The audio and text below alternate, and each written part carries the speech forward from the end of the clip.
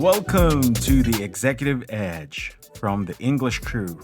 Today, our focus is on the simple phrasal verb shut down. When you are giving a clear order, the difference between sounding decisive and sounding confusing comes down to one thing, and that is word stress. Your challenge today is to learn how one small shift in stress can change your entire meaning and your perceived authority.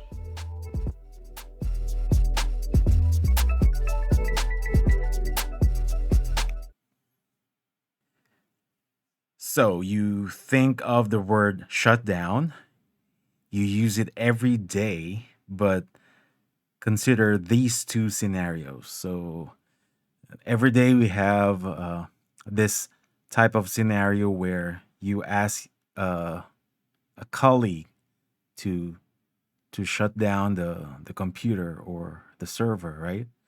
So let's say for scenario A, your CEO or your manager sadly announced that or said something like, "We have to prepare for a company shutdown." Second scenario, scenario B. You are telling an IT colleague, please shut down the entire system or server now. Or please shut down the computer. So in situation A or scenario A, the CEO is talking about a noun.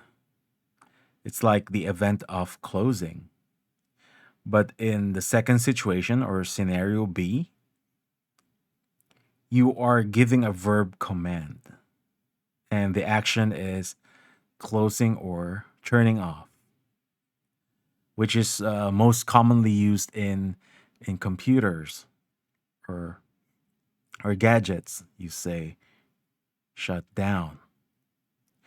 In English, we have a silent rule for two-word phrasal verbs that determines where you place the stress.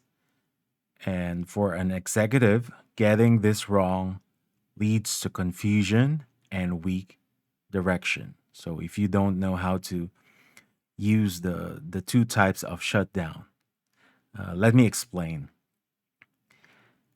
Here's the rule for clear direction. For example, when you use it as a noun or adjective, you need to stress the first word, and that is what?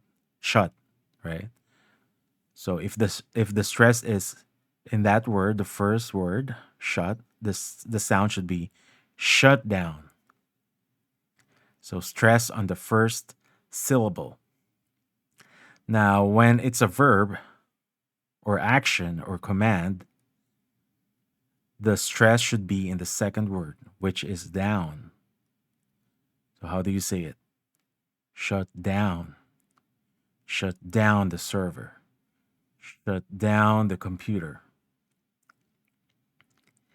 Let's drill the difference using the words and some stress patterns.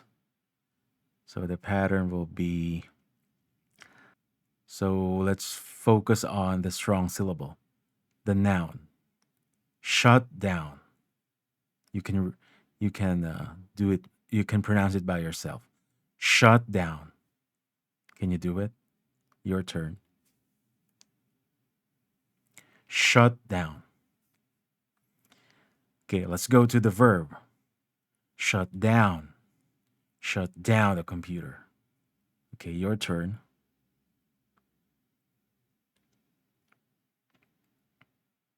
Again, the full noun phrase. A company shut down. A company shut down. A government shut down. The command to shut down the systems. Okay, your turn. Now, let's apply this. Your challenge is to use the stress pattern to set a boundary. So, for example, you're a boss or you are the CEO. So, how do you uh, use this in setting of boundaries? So, don't say I need to shut down my computer or laptop now. The other person might think you mean a company event. So, you need to say I need to shut down my laptop for the day. The stress clearly points to the action. Now, number two, you want to give a command. When you delegate authority, for example, uh, you can say, I need a project shutdown report.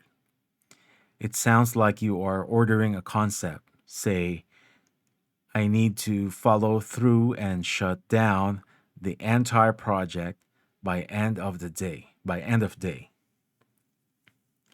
Okay, number three, you would like to establish like a clear boundary.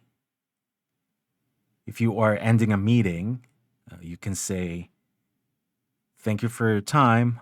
Let's shut down this call." The emphasis is on the second word, which is down, and that ends the discussion decisively.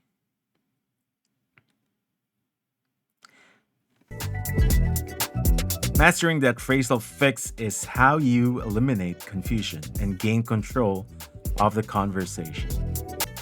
An executive's direction should never be ambiguous.